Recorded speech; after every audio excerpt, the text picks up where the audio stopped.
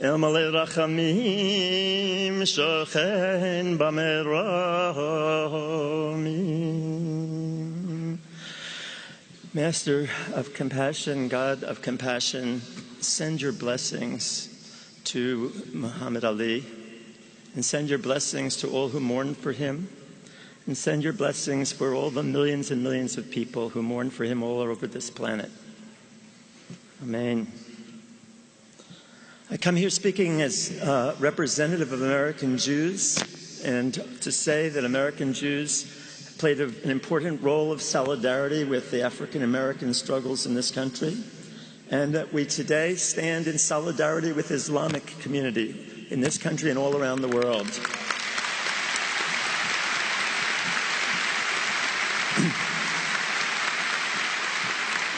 We will not tolerate politicians or anyone else putting down Muslims and blaming Muslims for a few people.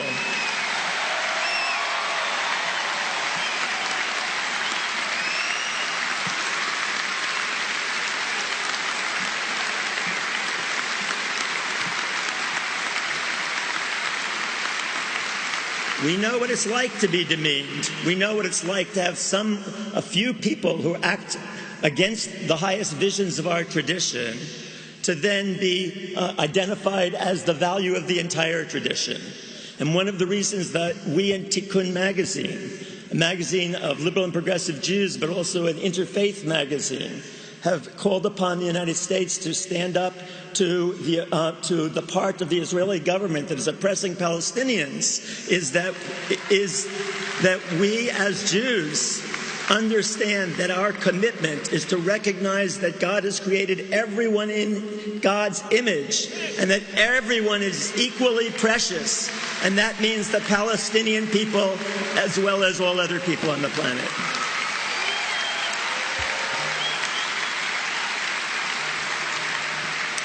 I know the people of Louisville have a special relationship to Muhammad Ali, and I had a personal relationship in the 60s when both of us were indicted by the federal government for our various stands against the war in Vietnam. I want to say that although he was cheered on as the heavyweight champion of the world, you know, the truth is that in all the honor to him, but heavyweight champions of the world come and go, and sports heroes come and go. There was something about Muhammad Ali that was different. At the key moment when he had that recognition, he used it to stand up to an immoral war and say, "No, I won't go."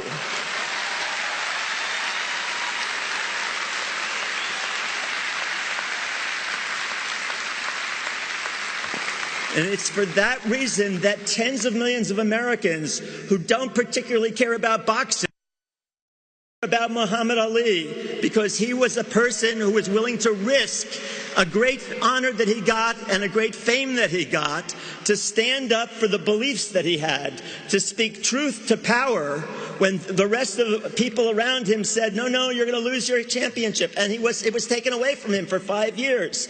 But he stood up and was willing to take that kind of a risk because of that kind of moral integrity.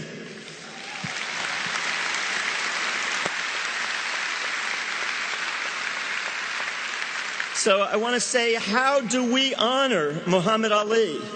And the answer is the way to honor Muhammad Ali is to be Muhammad Ali today. And that means us, everyone here and everyone listening.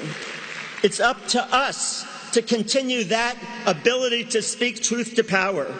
We must speak out, refuse to follow the path of conformity to the rules of the game in life. We must refuse to follow the path of conformity. Tell the 1% who own 80% of the wealth of this country that it's time to share that wealth.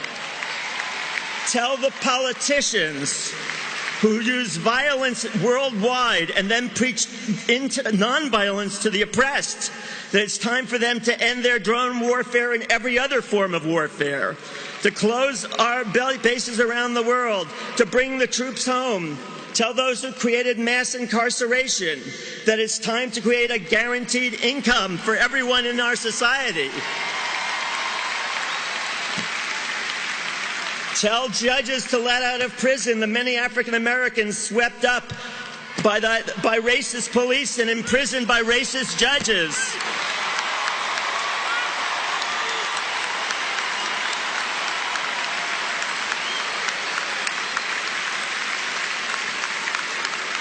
And many of them in prison today for offenses like possessing marijuana that white people get away with all the time.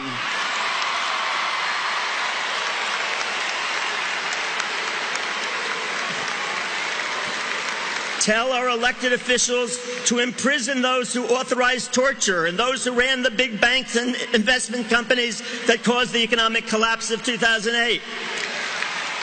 Tell the leaders of Turkey to stop killing the Kurds. Tell Israeli Prime Minister Netanyahu that the way to get security is for Israel is to stop the occupation of the West Bank and help create a Palestinian state. Tell the next president of the United States that she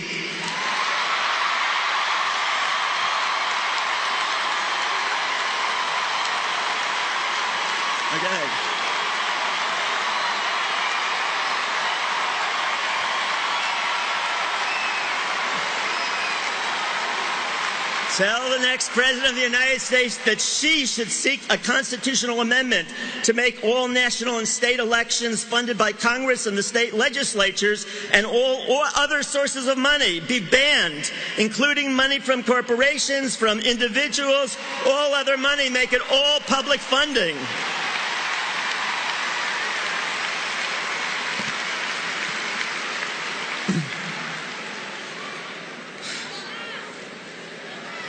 Tell her that the way to achieve homeland security is not for us to try new ways of domination. The strategy of domination of the world, of the other, to get security has been tried for the last 10,000 years and it doesn't work.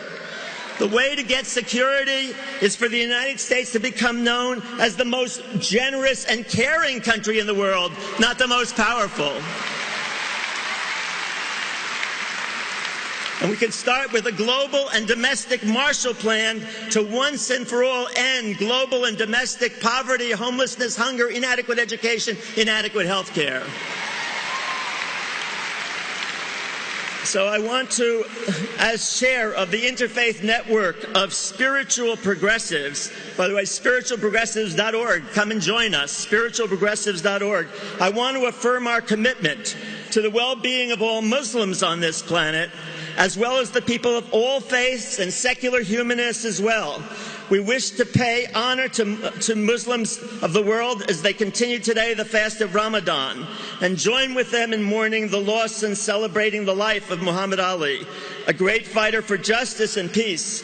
Peace be upon him, peace be upon the Prophet Muhammad, peace be upon all of humanity, and peace on all of us.